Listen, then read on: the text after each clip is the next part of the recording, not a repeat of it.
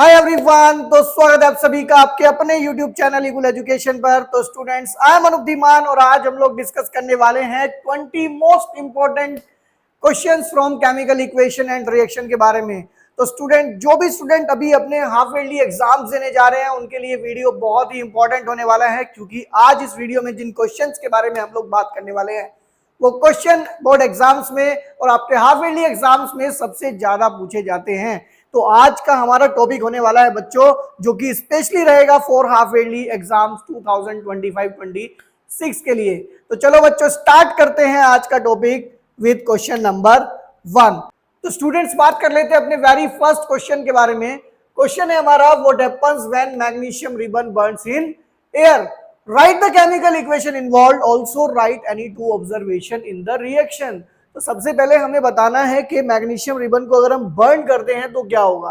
तो पहला आंसर हो जाएगा बच्चों हमारा, when magnesium ribbon burns in air then magnesium oxide is form. अगर आप मैग्नीशियम रिबन को बर्न करते हो तो मैग्नीशियम ऑक्साइड बनता है, ठीक है ना। तो ये हमने यहाँ पे केमिकल इक्वेशन भी इन्वॉल्व करा दी। अब कहते हैं राइट एनी टू ऑब्जर्वेशन। बच्चा केमिकल रिएक्शन याद कर लेता है, बच्चा ये भी याद कर लेता है कि मैग्नीशियम रिबन को बर्न करने पर क्या होगा, लेकिन वो ये ऑब्जर्वेशन भूल जाता है और यहीं पर वो अपने मार्क्स खोता है। तो बच्चों, यहाँ पर हम लोग बात करें ऑब्जर्वेशंस की, तो यहाँ पर दो बड़े ऑब्जर्वेशन होते हैं। कहता है magnesium ribbon Burns with dazzling flame. तो जो ये मैग्नीशियम रिबन होता है ये एक डैजलिंग फ्लेम के साथ बर्न करता है। And second one, white powder of magnesium oxide is form. मतलब ये जो मैग्नीशियम ऑक्साइड बनता है बच्चों, ये मैग्नीशियम ऑक्साइड आपको एक व्हाइट पाउडर की फॉर्म में मिलता है। क्लियर बात है बच्चों। तो ये था हमारा क्वेश्चन नंबर 1। अभी चलते हैं हम लोग बच्चों क्वेश्चन नंबर 2 पर। देखो क्वेश्चन नंबर 2, ये जो इलेक्ट्रोलिसिस वाला पार्ट है ना बच्चों, यहां से बहुत क्वेश्चन पूछे जाते हैं, ठीक है ना।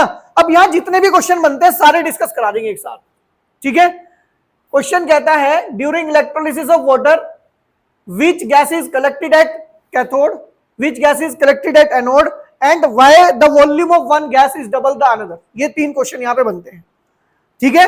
अब देखो यहाँ पे ना आपको पूरा का पूरा इलेक्ट्रोलिसिस पता होना चाहिए। देखो क्या होता है इलेक्ट्रोलिसिस में, यहाँ पे डायग्राम से समझाता हूं आपको। देखो सबसे पहले हम लोग लेते हैं एक बीकर और इस बीकर में हम लोग लगा लेते हैं 2 इलेक्ट्रोड। ये हमने एक बीकर लिया, इस बीकर में हम बनाएंगे 2 इलेक्ट्रोड, ठीक है। अब ये इलेक्ट्रोड हमने एक बनाया यहां पर और एक इलेक्ट्रोड हमने बना दिया यहां पर, और इस बीकर में हम लोग फिल कर लेंगे बच्चों वाटर। क्या फिल कर लेते हैं, इस बीकर में हम लोग फिल कर लेते हैं वाटर। फिल करा दिया। अब ये जो इलेक्ट्रोड्स है ना बच्चों, ये जो आपके इलेक्ट्रोड्स हैं इनको करा देंगे हम बैटरी से कनेक्ट। एक बैटरी के पॉजिटिव टर्मिनल से कनेक्ट हो जाएगा और एक बैटरी के नेगेटिव टर्मिनल से कनेक्ट हो जाएगा। अब बात आती है कि इसमें कौन एनोड बनता है कौन कैथोड बनता है। देखो एनोड की स्पेलिंग में एन आता है, ठीक है, और कैथोड की स्पेलिंग में एन नहीं आता। ध्यान रखना, ये अपोजिट चलते हैं, ये अपोजिट चलते हैं। तो ये नेगेटिव की स्पेलिंग में आता है, तो इसका मतलब ये नेगेटिव जो है एनोड नहीं है। ये क्या है, ये क्या है बच्चों, ये है कैथोड, ठीक है। और जो पॉजिटिव से कनेक्टेड है ये क्या है बच्चों, ये है एनोड। क्लियर बात है। तो पहली चीज तो हमें ये पता चल गई कि हमें 2 इलेक्ट्रोड लगाने हैं। ये इलेक्ट्रोड किस चीज के बने हैं, ग्रेफाइट के बने हैं। एक को पॉजिटिव से कनेक्ट करना है, एक को नेगेटिव से कनेक्ट करना है। जो नेगेटिव से कनेक्ट होगा वो कैथोड होगा और जो पॉजिटिव से कनेक्ट होगा वो एनोड होगा। अब बात करते हैं इनके ऊपर हम लगा देते हैं, इनके ऊपर हम लोग लगा देते हैं इन्वर्टेड टेस्ट ट्यूब्स रख देते हैं। ऊपर से इसमें कट लगा देंगे छोटा सा गैस निकलने के लिए। एक इधर लगा देते हैं और एक इधर लगा देते हैं। ऊपर पता है मैंने छोटा सा गैप क्यों छोड़ा, जो गैस होगी वो यहां पे निकलेगी। अब आप देखो कौन सी गैस निकलेगी, ये कैसे याद रखेंगे हम लोग। देखो बच्चों, आप मुझे ये बताओ, ये पॉजिटिव टर्मिनल से कनेक्ट है तो ये पॉजिटिव हो गया होगा, ये नेगेटिव टर्मिनल से कनेक्ट है तो ये नेगेटिव हो गया होगा। ऑक्सीजन होती है नेगेटिव गैस और हाइड्रोजन होती है पॉजिटिव गैस। तो बच्चों यहां पर जो गैस इवॉल्व हुई होगी, क्योंकि ये नेगेटिव टर्मिनल है तो इधर पॉजिटिव गैस निकलती है, दैट इज यहां पर हाइड्रोजन गैस निकली होगी, और क्योंकि ये पॉजिटिव टर्मिनल है तो यहां नेगेटिव गैस निकली होगी, दैट इज यहां पर ऑक्सीजन गैस निकली होगी। क्लियर बात है? एक और बात जो बहुत इंपॉर्टेंट है, वैसे मैं आगे क्वेश्चन में उसे कवर भी करूंगा, ठीक है ना, वैसे मैं उसे आगे क्वेश्चन में कवर भी करूंगा, और वो क्वेश्चन ये है कि जब यहां पे हम इलेक्ट्रोलिसिस ऑफ वाटर करते हैं, ये तो सब जानते हैं कि भाई ये तो वाटर है, ठीक है ना, ये तो हमारे पास यहां पर वाटर है, ये तो आपको पता है इसमें ना हम वाटर के अंदर थोड़ा सा सल्फ्यूरिक एसिड मिलाते हैं जिसको बोलते हैं H2SO4। इस वाटर के अंदर हम H2SO4 मिलाते हैं। ये भी एक क्वेश्चन अराइज हो जाता है यहां पर कि इसमें small amount of H2SO4 add किया जाता है। तो क्वेश्चन बनता है कि क्यों किया जाता है? Because water is not a good conductor of electricity, ये इलेक्ट्रिसिटी को बहुत अच्छे से कंडक्ट नहीं कराता, तो सल्फ्यूरिक एसिड हम ऐड करते हैं to increase the conductivity, to increase the conductivity. तो यहां से देखो सारे क्वेश्चन कवर अप हो गए। अगर वो डायग्राम बनाने के लिए बोलता है डायग्राम बना देंगे, ये सारी बातें स्टेप्स में लिख देंगे, कौन सी गैस कहां निकलती है सब हम पॉइंट बना बना के कैरी कर देंगे। अब जरा 2-3 क्वेश्चन जो इसने पूछे उनके आंसर भी दे देते हैं। इसने पूछा आपसे which gas is collected at anode, तो बच्चों एनोड में कौन सी गैस निकलती है? ऑक्सीजन। तो हमने इसका पहला आंसर दे दिया भैया ऑक्सीजन। दूसरा क्वेश्चन पूछा which gas is collected at cathode, तो हमने आंसर दे दिया बच्चों हाइड्रोजन। अब ये कहता है कि बच्चों जो एक गैस निकलती है वो दूसरे का डबल क्यों निकलती है? देखो उसके पीछे रीजन क्या है। अगर मैं बात करूं बच्चों H2O की, तो H2O के अंदर 2 तो हाइड्रोजन होते हैं और एक होता है ऑक्सीजन। समझ में आ गई बात? भाई 2 हाइड्रोजन है एक ऑक्सीजन है, तो जब टूटेगा तो हाइड्रोजन डबल निकलेगी। बात समझ में आ गई ना? तो लिखा है यहां पे since 1 water molecule consist of 2 atoms of and 1 atom of, therefore the volume of hydrogen gas evolved remain double than oxygen, oxygen का डबल रहेगा। बात समझ में आ गई? क्लियर है? कोई इशू नहीं है? ठीक है, तो ये हमारा क्वेश्चन नंबर 2 कंप्लीट हो गया। अभी हम लोग डिस्कस करेंगे बच्चों क्वेश्चन नंबर 3। तो बात करते हैं क्वेश्चन नंबर 3 के बारे में। देखो बच्चों, अभी हम लोग डिस्कस करेंगे क्वेश्चन नंबर 3, और क्वेश्चन नंबर 3 देखो बच्चों क्या कहते हैं। क्वेश्चन नंबर 3 कहता है identify the type of chemical reaction. देखो यहां पे ना एक चीज बहुत ही इंपॉर्टेंट है, क्योंकि मैं आपको बता दूं ये क्वेश्चन अगर पेपर में आएगा तो ये क्वेश्चन आएगा मल्टीपल चॉइस में, ठीक है। और मल्टीपल चॉइस में आने पे ये क्वेश्चन और खतरनाक हो जाता है। क्यों? क्योंकि वहां पर ऑप्शन ऐसे होते हैं कॉम्बिनेशन, एक्सोथर्मिक, एंडोथर्मिक, डिस्प्लेसमेंट, ए और बी दोनों, बी और सी दोनों, ऐसे आते हैं। तो अब आपको यहां पे ये भी ध्यान रखना पड़ेगा कि कहीं ऐसा तो नहीं कि आपकी रिएक्शन डीकंपोजिशन के साथ साथ कुछ और भी हो। तो वो सारी बातें भी आपको याद रखनी पड़ेंगी। और वो कैसे याद होंगी? एनसीईआरटी के अंदर जितने भी एग्जांपल्स है ना उन्हें अच्छे से पढ़ो कि वो है क्या क्या, ऑलरेडी आपको पता होना चाहिए। देखो हम बात करते हैं सबसे पहले वाले एग्जाम्पल की, और सबसे पहले वाला एग्जाम्पल बच्चों कहते हैं AgBr डिकम्पोज हो रहा है Ag एंड Br2 में। देखो ये रिएक्शन आपको पता है, ये रिएक्शन है सिल्वर क्लोराइड का डिकम्पोजिशन। इसने नहीं लिखा लेकिन आपको बता दूं यहां पर सनलाइट है, क्योंकि सनलाइट के बिना ये डिकम्पोज नहीं होगा। ये अंडरस्टूड है, ये अंडरस्टूड है। अब इसका मतलब एक बात तो समझ में आ गई कि ये डिकम्पोजिशन रिएक्शन है, वो भी कौन सी? फोटोलिटिक डिकम्पोजिशन, ठीक है ना। आप डिकम्पोजिशन लिखो, अगर वहां पे फोटोलिटिक दिया है तो आप फोटोलिटिक ट्रीट करेंगे। तो यहां पे एक बात तो पता चल गई मुझे कि ये डिकम्पोजिशन रिएक्शन है, तो पहला आंसर मैंने टिक कर दिया भैया डिकम्पोजिशन। लेकिन इसमें हम हीट प्रोवाइड कर रहे हैं, इसका मतलब ये एंडोथर्मिक भी है, इसका मतलब ये। तो बच्चों फिर इसमें दूसरा आंसर भी लगाना पड़ेगा एंडोथर्मिक रिएक्शन। तो मतलब अगर वहां पे ए ऑप्शन दिया है डिकम्पोजिशन, बी ऑप्शन दिया एंडोथर्मिक, तो फिर ए एंड बी दोनों होंगे, फिर ए एंड बी। अब बात करते हैं नेक्स्ट वन। देखो बच्चों, ये हम बात करेंगे नेक्स्ट वन क्वेश्चन की, और नेक्स्ट वन क्वेश्चन हमें कहता है Na2SO4 रिएक्शन कर रहा है किसके साथ? BaCl2, बेरियम क्लोराइड की, और बना रहा है NaCl एंड BaSO4। आप एक चीज बार बार नोटिस करना कि रिएक्शंस वही बार बार रिपीट होती है, कोई नई रिएक्शंस नहीं होती, क्योंकि रिएक्शंस वही पेपर में आती हैं जो आपके सिलेबस में है। ठीक है ना? अब बात करते हैं, ये रिएक्शन भी देखी देखी है, ये रिएक्शन डबल डिस्प्लेसमेंट रिएक्शन है, क्योंकि यहां पर एक्सचेंज ऑफ क्या हो रहा है बच्चे? एक्सचेंज ऑफ आयंस हो रहा है। क्या हो रहा है? हाँ, एक्सचेंज ऑफ एटम्स नहीं होता है, एक्सचेंज ऑफ आयंस होता है। तो यहां पर देखो Ba पहले Cl के साथ था, अब Ba चला गया SO4 के साथ, और Na चला गया Cl के साथ, तो यहां पे एक्सचेंज हुआ है आयंस का। तो ये रिएक्शन हो गई बच्चों double displacement reaction.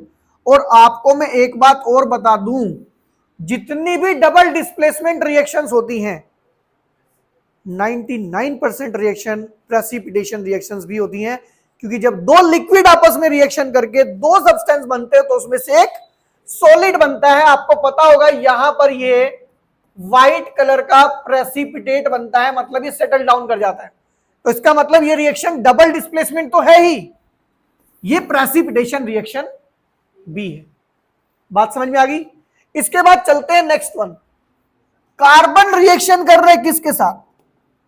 Carbon reaction कर रहा है ऑक्सीजन के साथ, और बना क्या रहा है? आपको पता है कार्बन ऑक्सीजन से रिएक्शन करना मतलब कार्बन को जलाना, और कार्बन जलेगा तो हीट निकलेगी, कार्बन जलेगा तो लिखा नहीं है उसने, लेकिन हमें पता है, और ये बात हमें यहां पे मेंशन करनी पड़ेगी कि ये रिएक्शन कॉम्बिनेशन तो है, इसे जलाया जा रहा है। जलाते हैं किसी चीज को तो कंबशन रिएक्शन होती है। कौन सी रिएक्शन होती है? और भाई ये एक्सोथर्मिक भी है, इसमें भी कोई डाउट नहीं है। ठीक है, ये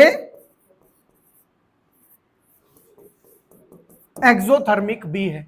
बात समझ में आ गई? क्लियर है? तो ये हमने बात किया सी पार्ट। अब चलते हैं डी पार्ट। देखो डी पार्ट में क्या हो रहा है, Zn आया, H2 को निकाल दिया, Zn आया और H2 को यहां से डिस्प्लेसमेंट हुआ है। आप खाली डिस्प्लेसमेंट लिखोगे तो चलेगा, सिंगल डिस्प्लेसमेंट लिखोगे तो भी चलेगा। बात समझ में आ गई? अगर पेपर में क्वेश्चन आता है और वहां केवल सिंगल डिस्प्लेसमेंट लिखा है या खाली डिस्प्लेसमेंट लिखा है, तो वो दोनों एक ही बात होती है। बात समझ में आ गई? क्लियर है? तो ये था हमारा क्वेश्चन नंबर 3। अभी डिस्कस करेंगे क्वेश्चन नंबर 4। इसमें किसी को डाउट है तो बताओ। क्लियर? अभी हम लोग डिस्कस करते हैं नेक्स्ट वन, दैट इज बात करने वाले क्वेश्चन नंबर 4 के बारे में। क्वेश्चन नंबर 4 फेवरेट क्वेश्चन है मेरा। क्वेश्चन क्या कहता है बच्चों? क्वेश्चन कहता है what happens when iron nail is dipped in copper sulphate solution. देखो ये कह रहा है बच्चों कि जब हम आयरन नेल को डिप करते हैं कॉपर सल्फेट सॉल्यूशन में तो क्या होता है। देखो एक्चुअल में ना ये जो कॉपर सल्फेट सॉल्यूशन होता है ये ब्लू कलर का होता है। कैसा होता है ये? लेकिन आयरन जो होता है कॉपर से ज्यादा रिएक्टिव होता है। तो ये कॉपर आयरन क्या करता है, यहां से इस कॉपर को कर देता है डिस्प्लेस, और इसके प्लेस पे खुद आ जाता है FeSO4 बना लेता है, जो कि होता है फेरस। ये होता है ब्लू कलर का, कन्वर्ट हो जाता है ग्रीन कलर में। कन्वर्ट किसमें हो जाता है? इसका मतलब यह है कि अगर आप कॉपर सल्फेट सॉल्यूशन के अंदर आयरन नेल डिप करते हैं तो आयरन कॉपर को उसके सॉल्ट से डिस्प्लेस कर देगा और बना देगा आयरन सल्फेट, और वीगन से फेरस सल्फेट, जो कि ग्रीन कलर का होता है। तो आंसर क्या बनेगा? When an iron nail is dipped in copper sulphate solution then blue colour of copper changes into the green colour of. बात समझ में आ गई? क्लियर बात है? तो अपने आप में एक इंपॉर्टेंट क्वेश्चन है, बहुत बार रिपीट होता है। देखो भाई, तो ये था हमारा क्वेश्चन नंबर 4। अभी डिस्कस करेंगे क्वेश्चन नंबर 5। क्वेश्चन नंबर 5 ध्यान से सुनना। क्वेश्चन नंबर 5 है और एक आगे चल के क्वेश्चन आएगा। ऑल्टरनेट रिपीट होते हैं बोर्ड में भी, हाफ ईयरली में भी और पीरियोडिक्स में भी। क्वेश्चन है what happens when lead nitrate is heated. What happens when lead nitrate is heated. And second है ferrous sulphate is heated. Ferrous sulphate is, दोनों इंपॉर्टेंट क्वेश्चन है। देखो लेड नाइट्रेट के दो क्वेश्चन है, या तो लेड नाइट्रेट को हीट कराएंगे या लेड नाइट्रेट का रिएक्शन पोटेशियम आयोडाइड से कराएंगे, ठीक है ना। तो दोनों रिएक्शन ही अपने आप में इंपॉर्टेंट है, वो आगे करा देंगे, इसी में है वो भी। अब देखो लेड नाइट्रेट जो है बच्चों, जब उसे हीट करते हैं तो ये डिकम्पोज होता है, और ये रिएक्शन क्यों इंपॉर्टेंट है ये भी सुनो। देखो बच्चों, सबसे पहली चीज इसके इंपॉर्टेंट होने की, इसका कलर जो कि होता है ये व्हाइट कलर का, क्योंकि बहुत बार एक क्वेश्चन आता है a white colour substance is heated, तो आपको खुद आइडेंटिफाई करना तो व्हाइट कलर सब्सटेंस कौन है। जरूरी नहीं लेड नाइट्रेट है, लेकिन आगे की कहानी सुन के आपको पता चलेगा कि वो लेड नाइट्रेट ही था या नहीं था। अब इसको हीट किया आपने, यहां पे बना लेड ऑक्साइड। क्या बना? Lead oxide. और इसका कलर क्या होता है? जिस कलर से हम लिख रहे हैं यही होता है, दैट इज येलो। ठीक है, अब बात करते हैं, ये जो आप देख रहे हो नाइट्रोजन डाइऑक्साइड, ये डिकम्पोज तीन चीजों में हुआ है, lead oxide, nitrogen dioxide and oxygen gas. ये क्वेश्चन इंपॉर्टेंट इसलिए हो जाता है क्योंकि ये जो नाइट्रोजन डाइऑक्साइड है ना बच्चों, ये एक्चुअल में ब्राउन कलर की फ्यूम्स होती हैं। क्या होती है? ब्राउन फ्यूम्स होती हैं। और ऑक्सीजन तो अपने आप में कलरलेस गैस होती है, ठीक है। अगर इसका कुछ कलर होता तो यहां ऑक्सीजन हमें दिखाई दे रही होती कि ये कलर में जा रही है। अब देखो ये क्वेश्चन कैसे अरेंज करेंगे, इधर ध्यान दो बच्चों, ये बात करेंगे ऐसे, a white colour substance X is heated, X is, then a yellow colour substance Y is form along with the evolution of brown color fumes of Z. Identify X, Y, Z and write the chemical equation involved. तो ये chemical equation आपको वहां पे लिखनी होती है, ठीक है ना। ये वही क्वेश्चन है, सर ये वाला तो कराया नहीं था, ये कराया था लेकिन ऐसे कराया था, आपको वैसे आया। बात समझ में आ गई ना। अब बात करेंगे हम लोग next one question, that is ferrous sulphate is. अब फेरस सल्फेट होता है बच्चों FeSO4, होता है सॉलिड। हीट किया तो डिकम्पोज हो जाता है, हीट किया तो ये बनता है बच्चों, एक तो फेरिक ऑक्साइड, क्या बनता है,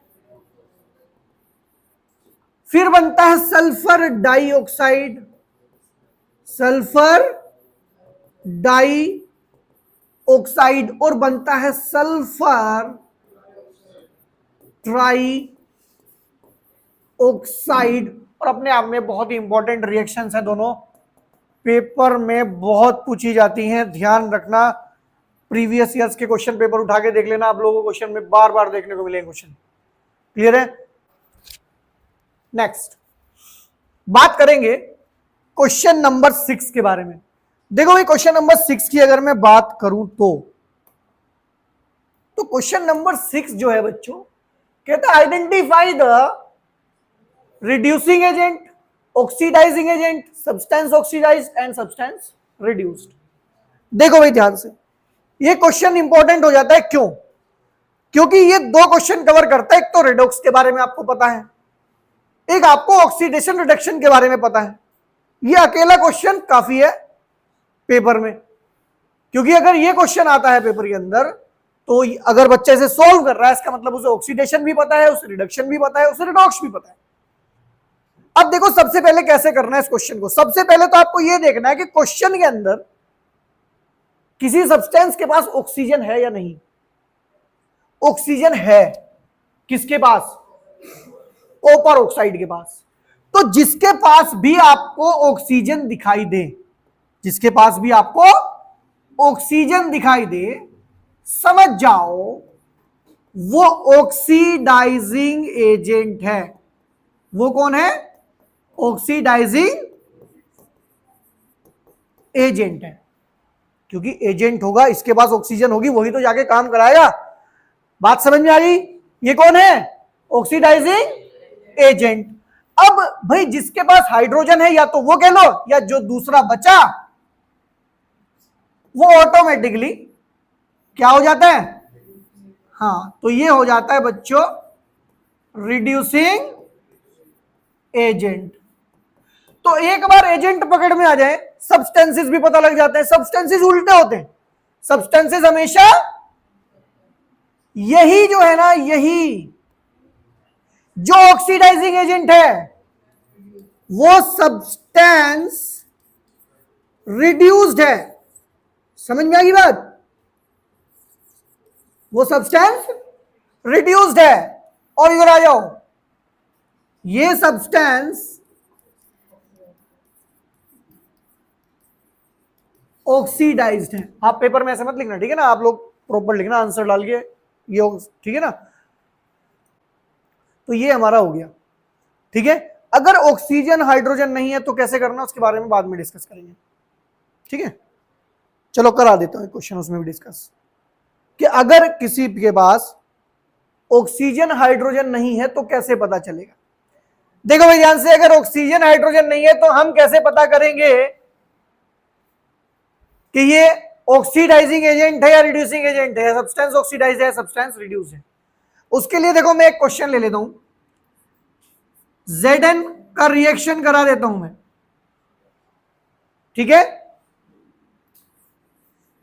CuCl2 के साथ, CuCl2 के साथ, और मैं यहां बना देता हूं Cu प्लस ZnCl2, ठीक है बच्चों। देखो एक बात ध्यान रखना, इसे कैसे करेंगे, क्योंकि यहां तो ना तो H है ना O है। सबसे पहले जो ये अकेले अकेले है ना, इनके ऊपर नंबर डालो 0, वो अकेला है, इसके ऊपर नंबर डालो 0। समझ में आ गई बात? अब यहां ये कॉम्बिनेशन में है, इसकी वैलेंसी कितनी होगी, +2, कितनी होगी, +2, और वहां वो कॉम्बिनेशन में इसकी वैलेंसी कितनी होगी, +2, ठीक है। अब मुझे ये बताओ, ये जो ऑक्सीडेशन नंबर है, जब मैं मूव कर रहा हूं, कहां से, जब मैं मूव कर रहा हूं Zn से यहां पर ZnCl2 पर, तो मुझे ये बताओ ये नंबर इंक्रीज कर रहा है डिक्रीज कर रहा है? 0 से 2 हो गया तो ये बच्चों इंक्रीज कर रहा है। ये क्या कर रहा है? अगर ये इंक्रीज करता है तो इसका मतलब ऑक्सीडेशन हो रहा है। क्या हो रहा है? इसका मतलब यहां क्या हो रहा है, ऑक्सीडेशन हो रहा है, ठीक है। अगर ये नंबर देखो यहां 2 था, अब 2 से यहां कितना हो गया, 0, नंबर डिक्रीज कर रहा है, नंबर डिक्रीज कर रहा है, नंबर डिक्रीज कर रहा है तो रिडक्शन हो रहा है। इसका मतलब यहां क्या हो रहा है, रिडक्शन हो रहा है। मतलब हुआ ये कि ये तो हुआ ऑक्सीडाइज, ये तो हुआ और ये हुआ। तो अगर मैं यहां से सब्सटेंस ऑक्सीडाइज देखूं तो Zn है, सब्सटेंस रिड्यूस देखूं तो CuCl2 है। अब एजेंट उल्टे होते हैं, ठीक है ना। अगर आपसे कोई ये पूछे कि भाई रिड्यूसिंग ऑक्सीडाइजिंग एजेंट कौन है, तो सब्सटेंस जो रिड्यूस हुआ होगा Cu, और रिड्यूसिंग एजेंट कौन है, Zn। बात समझ में आ गई, क्लियर है। तो यहां देखना होता है ऑक्सीडेशन नंबर से, ठीक है। अगर क्वेश्चन में ऑक्सीजन दिखाई दे जाए तो वेल गुड, नहीं दिखाई दे तो फिर भाई आपको ऑक्सीडेशन नंबर के अलावा और कोई रास्ता नहीं होगा। क्लियर? देखो भाई ध्यान से, तो ये था हमारा क्वेश्चन नंबर 6। अभी हम लोग डिस्कस करेंगे क्वेश्चन नंबर 7। देखो भाई ध्यान से, बात करेंगे क्वेश्चन नंबर 7 के बारे में। क्वेश्चन नंबर 7 देखो बच्चों, क्वेश्चन नंबर 7 कहता है why a magnesium ribbon clean before burning. Magnesium ribbon को जलाने से पहले साफ क्यों किया जाता है सैंड पेपर से? देखो इसके पीछे रीजन क्या है, इसके पीछे रीजन ये है बच्चों कि जो मैग्नीशियम होता है,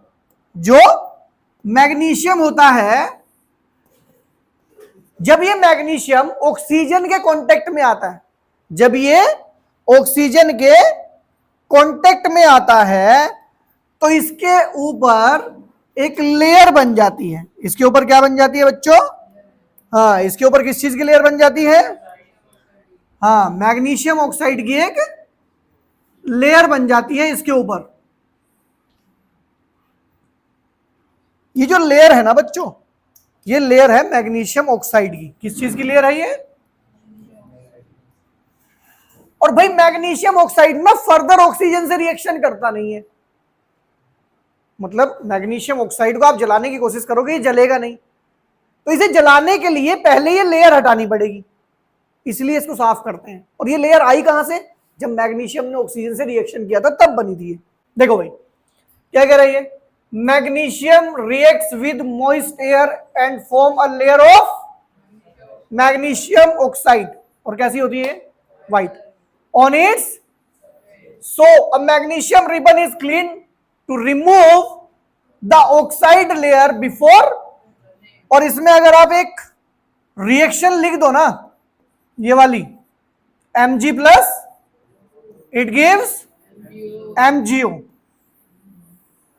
दिल खुश हो जाएगा टीचर का। ठीक है ना, कि बच्चे को पता है कि वो लेयर इस केमिकल रिएक्शन के थ्रू बनी। क्लियर बात है भाई? तो ये था हमारा क्वेश्चन नंबर 7। अभी डिस्कस करेंगे क्वेश्चन नंबर 8।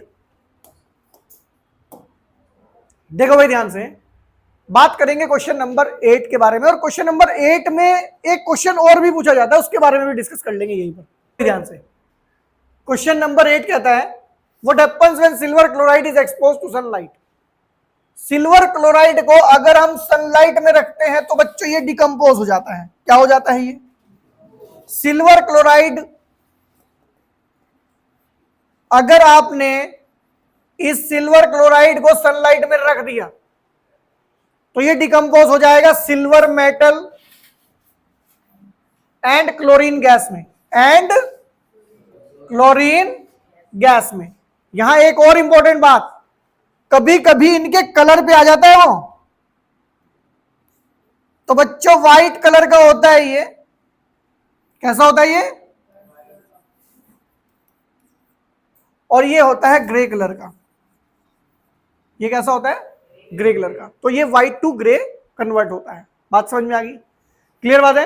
अब यहां पे एक क्वेश्चन और अराइज हो जाता है सिल्वर क्लोराइड को लेकर, और वो ये आपसे ये पूछ लिया जाता है मल्टीपल चॉइस क्वेश्चन में, विच of the following is used in black and white photography. तो ब्लैक एंड व्हाइट फोटोग्राफी में यूज किया जाता है सिल्वर क्लोराइड का। बात समझ में आ गई? क्लियर होगी बात?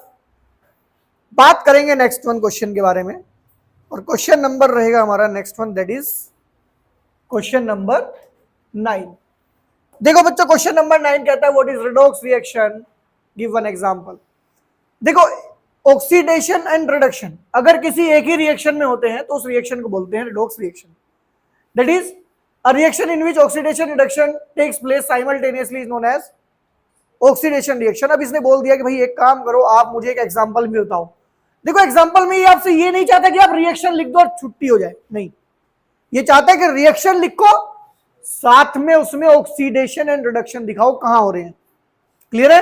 अब रिएक्शन तो लिख दी मैंने, अब यहां पे ना देखो मैं ऐसे यहां पे एरोज लगाऊंगा। देखो कैसे, यहां से अगर मैं यहां जाता हूं, ये ऐसे ही एरो लगाने जैसे मैंने लगाया, तो मुझे ऐसा लग रहा है कि इसके पास ऑक्सीजन था और वो ऑक्सीजन इसके अंदर से निकल गया। तो यहां पे पक्का क्या हुआ है? लॉस हुआ है। किसका?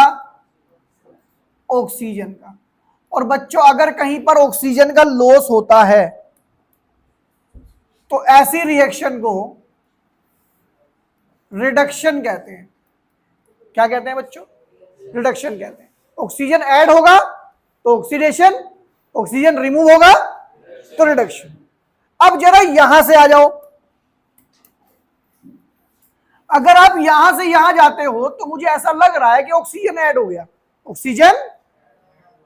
तो यहां पर आप देखो तो यहां पे गेन ऑफ ऑक्सीजन हो रहा है। आप एडिशन ऑफ ऑक्सीजन भी कह सकते हैं, एडिशन ऑफ। और अगर कहीं ऑक्सीजन ऐड हो रहा है ना बच्चों, तो ये पक्का ऑक्सीडेशन हो रहा है। तो इसका मतलब ये नहीं था कि वो केवल आपसे रिएक्शन चाह रहा था, वो आपसे ये भी चाह रहा था कि अब ये भी शो ऑफ करो कि रिडक्शन ऑक्सीडेशन कहां हो रहा है, और ये कंफर्म करो कि जो एग्जांपल आपने लिखा है वो रेडॉक्स का एग्जांपल है। क्लियर बात है, कोई डाउट तो नहीं है? तो ये था हमारा क्वेश्चन नंबर 9। अभी डिस्कस करेंगे हम लोग क्वेश्चन नंबर 10। देखो भाई, क्वेश्चन नंबर 10 के बारे में डिस्कस कर रहे हैं और क्वेश्चन नंबर 10 है हमारा, अच्छा क्वेश्चन है, कोरोजन पर बेस्ड है। कहते हैं if you collect silver coins and copper coins you may have seen that after some days a black coating forms on the silver coin and a green coating on copper coin. कहते which chemical phenomena is responsible for these coatings? Write the chemical name of the black and the green coating. पहले question समझो। Question कह रहे हैं कि आपके पास एक silver coin है, एक कॉपर कॉइन है। कुछ दिन बाद आप देखते हो कि आपका जो सिल्वर कॉइन है उसके ऊपर ब्लैक कलर की लेयर आ गई और जो आपका कॉपर कॉइन है उसके ऊपर एक ग्रीन कलर की लेयर आ गई। तो आपसे दो क्वेश्चन पूछ रहा है, एक तो ये बताओ कि वो लेयर किस फिनोमिना की वजह से आई, और दूसरा आपसे पूछ रहा है कि भाई जो वो लेयर बनी है उन लेयर का केमिकल नेम और केमिकल फॉर्मूला और बताओ। तो बच्चों मैं आपको बता दूं, जो आपका सिल्वर होता है उसके ऊपर एक लेयर बनती है Ag2S, सिल्वर सल्फाइड की। किसकी लेयर बनती है? जो कि ब्लैक कलर की होती है। और मैं इस प्रोसेस का नाम बताऊं ना, इस प्रोसेस को बोलते हैं टार्निशिंग। क्या बोलते हैं? ठीक है ना, दैट इज टार्निशिंग। अगर कोई आपसे पूछ ले कि what do you mean by the tarnishing, तो आप बताएंगे it is the process of formation of a layer of silver sulphide over the silver articles which is black in colour.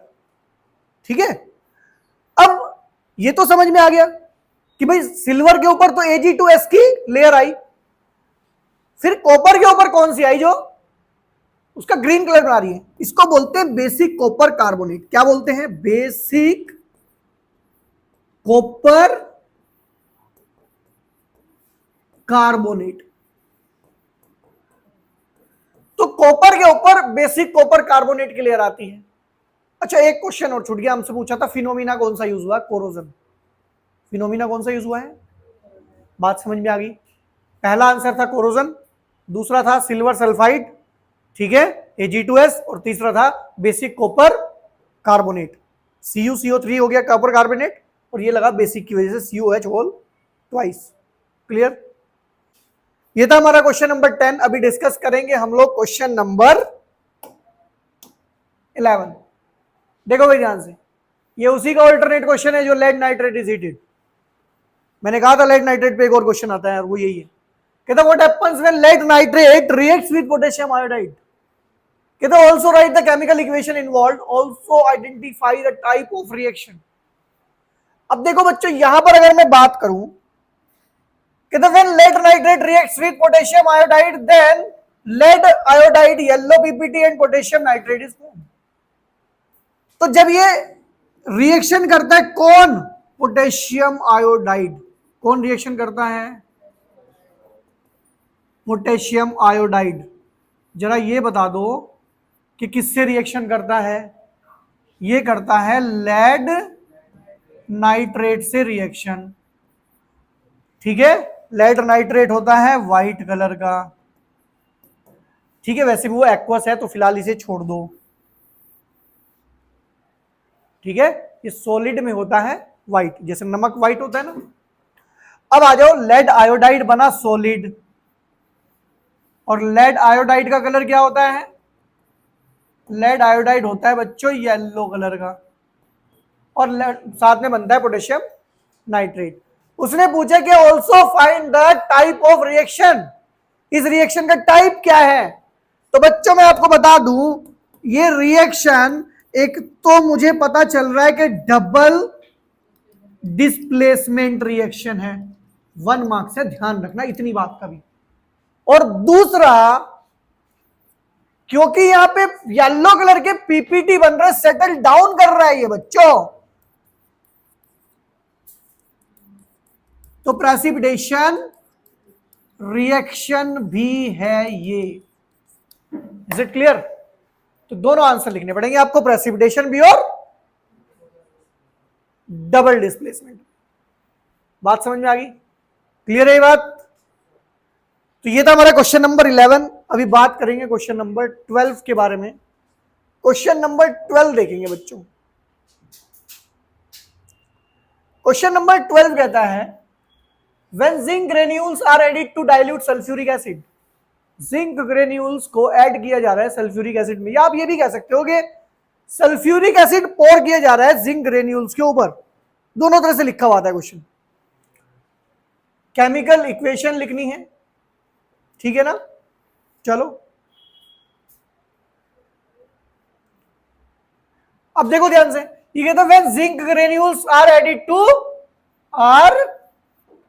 To hydrochloric, देखो वहां सल्फ्यूरिक एसिड लिखा है तो उसको correct कर लेंगे हम, ठीक है ना। यहां पे हाइड्रोक्लोरिक नहीं करेंगे, यहां पे भी हम सल्फ्यूरिक एसिड कर लेंगे। मतलब ये क्वेश्चन में आपको बता दूं, क्वेश्चन में थोड़ा सा डिस्टर्बेंस है, लेकिन क्वेश्चन आता है what happens when sulphuric acid is pour over the zinc granules. तो यहां पे क्या होगा बच्चों, डिस्प्लेस कर देगा जिंक ग्रेन्यूल्स इसके अंदर से हाइड्रोजन को और बना देगा ZnSO4 और साथ में निकलेगी हाइड्रोजन गैस।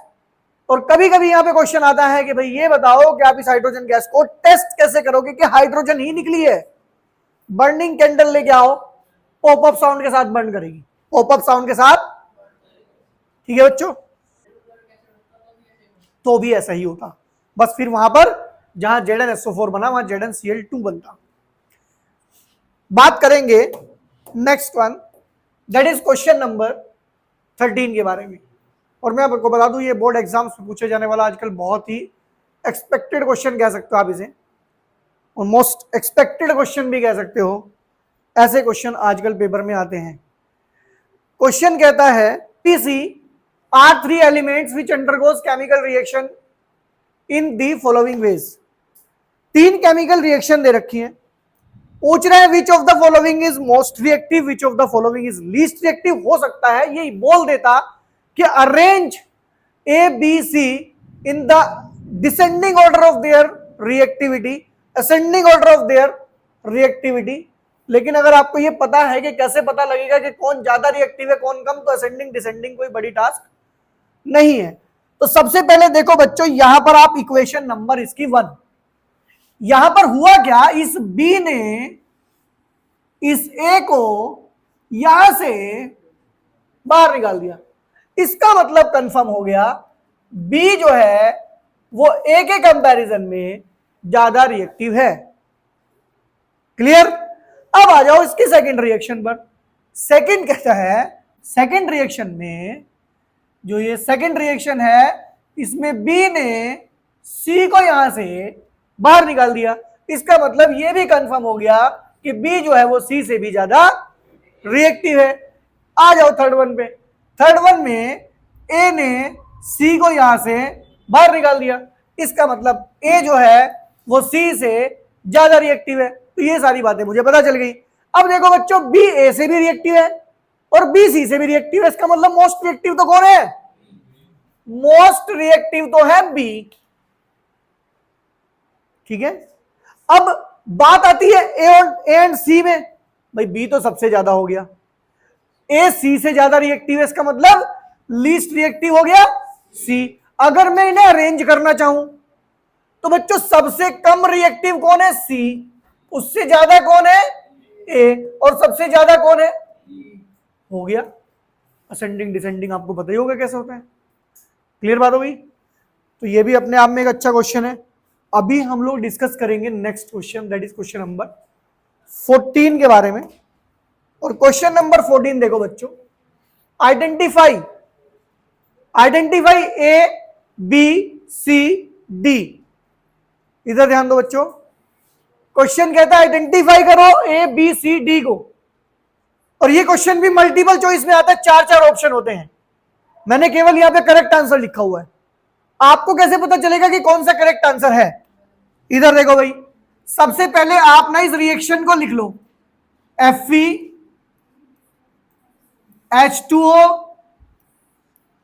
और भाई Fe3O4 और प्लस H2। मैंने without A B C D reaction लिख ली, मैं समझ गया था ये मुझसे बैलेंसिंग चाह रहा है। अब देखो ये क्यों आता है मल्टीपल में, इनके पास ऑप्शन क्या होते हैं, 2 marks question, 3 marks question, 1 marks में इनके पास ऑप्शन ही क्या है, मल्टीपल। अब मल्टीपल में कैसे दे सकते हैं, ठीक है ना, मल्टीपल में कैसे दे सकते हैं, मल्टीपल में ऐसे दे सकते हैं भाई, रिएक्शन में ABCD लिख देंगे, वहां पे ABCD वैल्यू मैच करा लेंगे।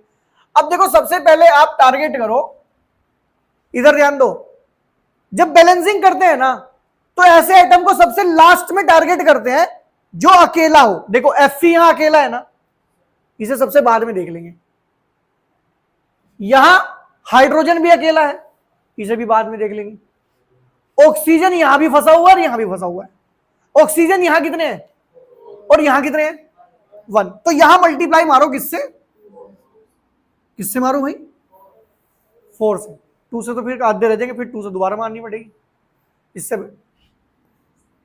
4 से मल्टीप्लाई मारो। क्लियर। अब देखो ऑक्सीजन हो गए कंप्लीट, ठीक है।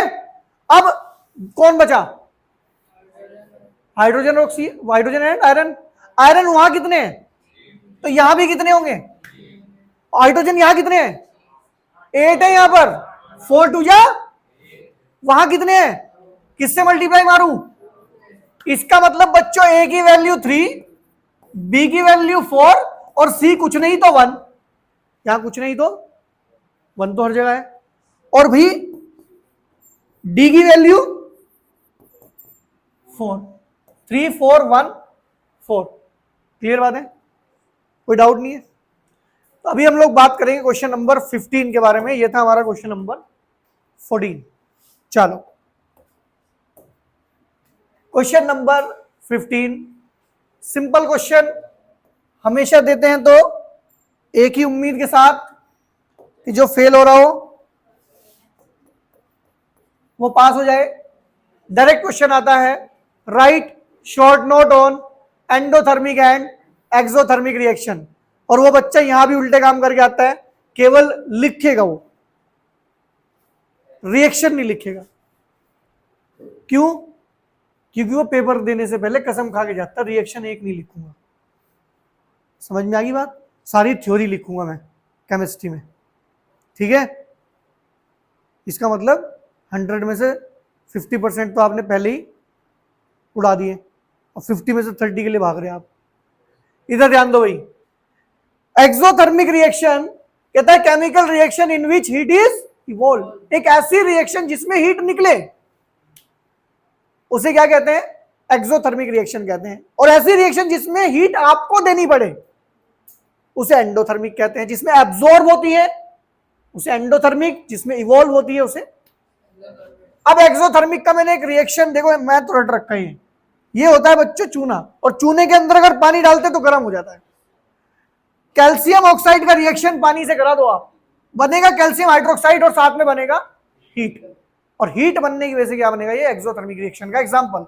बात करेंगे एंडोथर्मिक, जितने भी डिकम्पोजिशन के एग्जांपल्स होते हैं सब एंडोथर्मिक होते हैं, सब। तो कैल्शियम कार्बोनेट में हीट पास की तो ये टूट गया और बना calcium oxide and CO2। Heat आपने पास की, इसका मतलब ये एग्जांपल है एंडोथर्मिक रिएक्शन का। क्लियर बात है। तो ये था हमारा क्वेश्चन नंबर 15। अभी डिस्कस करेंगे क्वेश्चन नंबर 16 के बारे में। देखो बच्चों, चलते हैं क्वेश्चन नंबर 16 पर, और क्वेश्चन नंबर 16 क्या कहता है देखते हैं।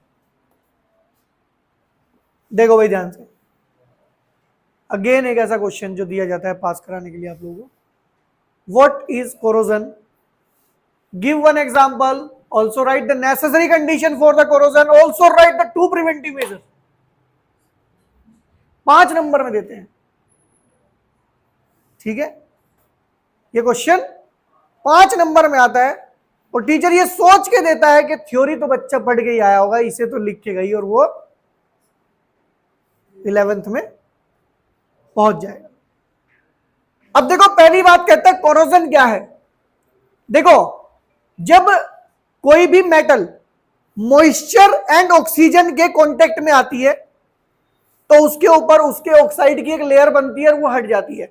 आप ये कह सकते हो कि जो मेटल की क्वालिटी है वो धीरे धीरे डिग्रेड होना स्टार्ट हो जाती है, और इसी को बोलते हैं हम लोग कोरोजन।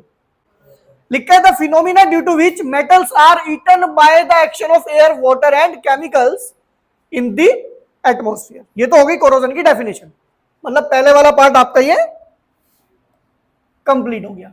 अब इसने कहा गिव वन एग्जांपल, तो एग्जांपल हमने दे दिया बच्चों, क्या दिया, रस्टिंग ऑफ। अब इसके थर्ड क्वेश्चन पे चलते हैं, कहता है also right the necessary conditions for corrosion. तो कोरोजन के लिए दो कंडीशंस होती हैं बच्चों, एक तो प्रेजेंस ऑफ एयर और एक होता है प्रेजेंस ऑफ मॉइस्चर। तो भाई सेकंड वन भी हो गया। Also right the preventive measures. Preventive measures क्या है बच्चों, कैसे बचाया जा सकता है? भाई आपको पता है, या तो आप उस पर ग्रीस लगा दो, पेंट कर दो आप उसके ऊपर, ठीक है ना, या फिर आप जिंक कोटिंग कर दो जिसको गैल्वेनाइजेशन कहते हैं, ठीक है ना। ये मल्टीपल चॉइस क्वेश्चन बनता है बच्चों, ध्यान रखना। गैल्वेनाइजेशन में किस मेटल की कोटिंग की जाती है? Zinc. By using alloys of metals in place of pure metal. आपको प्योर मेटल यूज नहीं करना, आपको यूज करना है एलॉय। जैसे आपने देखा है ना, आप आजकल आप लोग जो ग्रिल बनाते हैं या गेट बनाते हैं आप लोग अपने घर के, तो स्टील के बनाते हैं, आप आयरन के नहीं बनाते। आयरन क्या है? मेटल है। स्टील क्या है? एलॉय है। स्टील के अंदर आयरन एंड कार्बन होता है, और अगर स्टेनलेस स्टील की बात करें तो उसके अंदर आयरन, कार्बन एंड क्रोमियम होता है। ये उसे स्टेनलेस बनाता है, क्रोमियम उसे स्टेनलेस बनाता है। बात समझ में आ गई? क्लियर बात है? इसके बारे में अच्छे से डिस्कस करेंगे मेटल नॉन मेटल में। चलो चलते हैं, हम लोग बात करेंगे अभी क्वेश्चन नंबर 17 के बारे में। कहते हैं what is the sting of iron? It is an example of corrosion. अभी डिस्कस किया हम लोगों ने। Also right the chemical equation involve. बात समझ में आ गई? अब ये कहते हैं भाई रस्टिंग क्या है? तो जब आयरन जो है, जब आयरन कांटेक्ट में आता है किसके? एयर के और मॉइस्चर के, किसी केमिकल के, तो उसके ऊपर उसी के ऑक्साइड की एक लेयर बन जाती है, इसे कोरोजन, जिसे रस्टिंग कहते हैं। कहता है, देखो भाई ध्यान से, ये कहता है when iron articles are kept in moist place then a layer of iron oxide is formed on it and this process is known as rusting of iron. उसने कहा था केमिकल इक्वेशन भी इन्वॉल्व करानी है। Fe का reaction oxygen and moisture से करा दो, और यहां बनेगा Fe2O3 XH2O। X multiple choice में क्वेश्चन आता है, विच of the following is the correct formula of rusting? Rust का करेक्ट फॉर्मूला क्या है? Fe2O3 into XH2O। अब X का मतलब क्या है? देखो एक्चुअल में Fe2O3 के साथ जो वाटर मॉलिक्यूल होते हैं, जो इसके साथ अटैच रहते हैं, वो फिक्स नहीं होते। 1 2 3 4 5 कुछ भी हो सकते हैं, तो इसलिए यहाँ पे X लिखा जाता है। क्लियर बात है? चलो, ये था हमारा क्वेश्चन नंबर 17। अभी डिस्कस करेंगे हम लोग क्वेश्चन नंबर 18। कहते हैं what is rancidity? What is rancidity? How it can be prevented? देखो रेंसिडिटी का क्या मतलब होता है, जो आप खाना बनाते हैं और रात में जो खाना बच जाता है, अगर आप उसे ओपनली रख देंगे तो उसके अंदर जो ऑयल्स एंड फैट्स होंगे, ऑक्सीजन गैस आके उन्हें ऑक्सीडाइज कर देगी, और उनके अंदर जो होगी एक फाउल स्मेल और एक फॉल्ट बैड टेस्ट होगा, वो प्रोड्यूस हो जाएगा। एक तरह से मैं कह सकता हूं कि जो रात में रखा हुआ खाना है वो सड़ जाएगा, और उस प्रोसेस को बोलते हैं हम लोग रेंसिडिटी। ठीक है, तो क्या कहता है बच्चों? ये कहता है आपसे कि रेंसिडिटी क्या है? It is the process of slow oxidation of oils and fats present in the food material resulting in production of foul smell and taste in them. बात समझ में आ गई? एक बात ध्यान रखना, rancidity and corrosion both are the slow process, both are. अब ये कह रहा है methods to prevent the rancidity. खाना सड़ जाए उससे बचाने से आप क्या क्या करते हैं? कहते हैं packing of food material in air tight container, जिससे ऑक्सीजन उसमें एंट्री ना करे और फूड खराब ना हो। कहते हैं refrigerating the cooked food at low temperature, adding antioxidant. Antioxidant में कुछ केमिकल्स होते हैं, अगर आप रात को बचे हुए खाने में मिलाते हो तो वो सुबह तक खराब नहीं होगा। अब जो बड़े बड़े होटल्स होते हैं उनके पास इतने बड़े बड़े फ्रिज तो है नहीं, तो वो इस खाने को बचाने के लिए एंटीऑक्सीडेंट मिलाते हैं। अब ये कह रहा है avoiding the food material and cooked food keeping in direct sunlight. भाई सनलाइट में रखोगे तो वो ऑक्सीडाइज होने का चांस बढ़ जाएगा, ठीक है, टेम्परेचर भी बढ़ेगा और ऊपर से ऑक्सीजन मिलेगी उसको, तो वो उसके सड़ने के चांसेस क्या होंगे और ज्यादा। चलो अभी बात करेंगे हम लोग क्वेश्चन नंबर 19 के बारे में, मोस्ट इंपॉर्टेंट क्वेश्चन है, ठीक है ना। और बात करेंगे 6 क्वेश्चन कवर कर रहा है आपके क्वेश्चन नंबर 19। क्वेश्चन नंबर 19 का पहला क्वेश्चन देखो आप लोग, इंटरेस्टिंग है क्वेश्चन है, fire flies glows at night. Reason देना है। फायर फ्लाइज तो किसको बोलते हैं, जुगनू, ठीक है। जुगनू जो होते हैं रात को चमकते हैं, अब तो खैर देखने को मिलते नहीं, पहले हमारे टाइम में बहुत दिखते थे, गांव वालों में आज भी देखने को मिलते हैं, ठीक है ना। रात में क्या होती है, एक फ्लाई होती है छोटी सी, वो उड़ती रहती है और वो चमकती है रात को, ठीक है ना। तो ये पूछ रहा है कि वो क्यों चमकती है, उसके अंदर ऐसी कौन सी रिएक्शन चल रही है जिसकी वजह से वो ग्लो करती है। कहता है फायर फ्लाइज, क्या कहता है बच्चों, ये कहता है fire flies have a special kind of protein, इनके पास एक स्पेशल काइंड ऑफ प्रोटीन होता है जिसको लूसीफेरन कहते हैं। क्या कहते हैं, लूसीफेरन। क्लियर बात है, प्रोटीन का क्या नाम है। अब ये जो लूसीफेरन है ना, ये ऑक्सीडाइज होता है, ये क्या होता है, that undergoes oxidation by atmospheric in the presence of an enzyme जिसका नाम है लूसीफेरस। क्या नाम है, प्रोटीन का नाम है लूसीफेरिन और एंजाइम का नाम है, इसकी प्रेजेंस में होता है।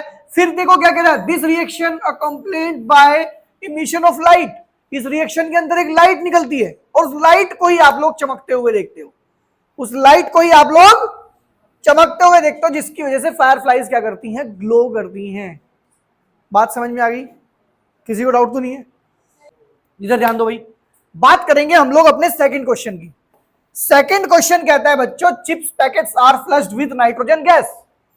जो चिप्स के जो पैकेट्स आते हैं, जो पोटैटो चिप्स आते हैं, उन चिप्स के अंदर नाइट्रोजन गैस फिल की जाती है, नाइट्रोजन गैस फिल की जाती है। वो पूछ रहे क्यों। देखो पहली बात तो ये कि नाइट्रोजन गैस होती है इनर्ट गैस, वो किसी से रिएक्शन नहीं करती, मतलब कंप्लीटली इनर्ट नहीं कह सकते, बाकी इस केस में वो इनर्ट कंसीडर कर ली जाती है। इनर्ट गैस है, वो रिएक्शन नहीं करती ऑयल्स एंड फैट के साथ, और ना वो रिएक्शन करेगी, ना वो ऑक्सीडाइज होंगे, ना वो सड़ेंगे। दूसरी बात, ये ऑक्सीजन से उसका कॉन्टेक्ट काट देती है, भाई जहां नाइट्रोजन है वहां ऑक्सीजन तो है नहीं वहां, तो वो आपके रेंसिड नहीं होंगे।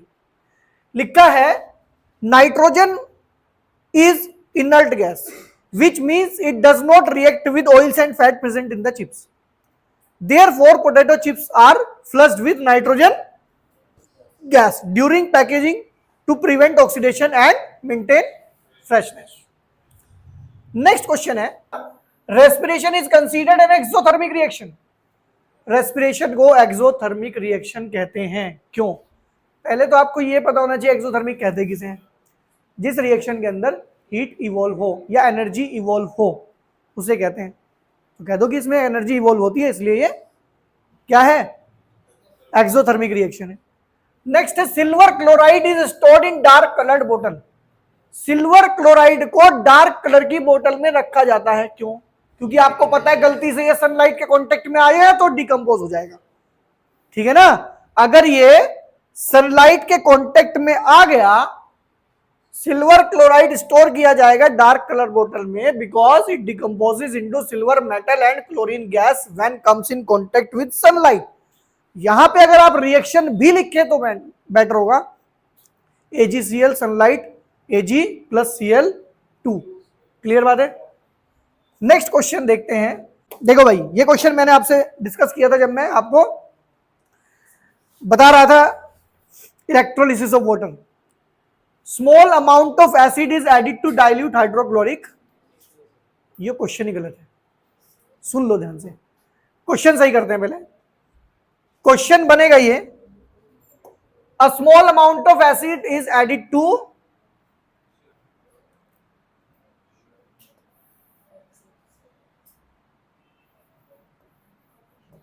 water during electrolysis. Small amount of acid is added to water during, तो मैंने बताया था कि water is not a good conductor of electricity.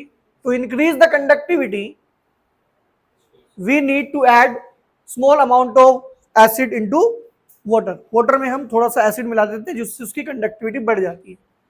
फिर कह रहे paint is applied on iron articles, paint is applied on iron articles के ऊपर पेंट अप्लाई क्यों करते हैं भाई?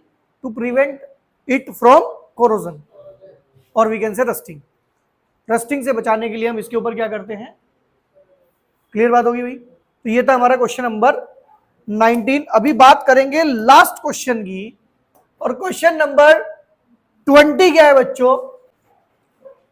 बात करेंगे क्वेश्चन नंबर 20 की, और ये लास्ट क्वेश्चन है हमारा। क्वेश्चन नंबर 20 कहता है state a reason when ammonium chloride is dissolved in water the test tube become cold.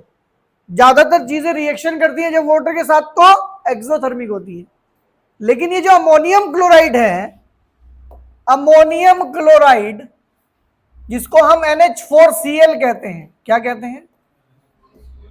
जब ये वाटर से रिएक्शन करता है तो बच्चों एक एंडोथर्मिक रिएक्शन होती है,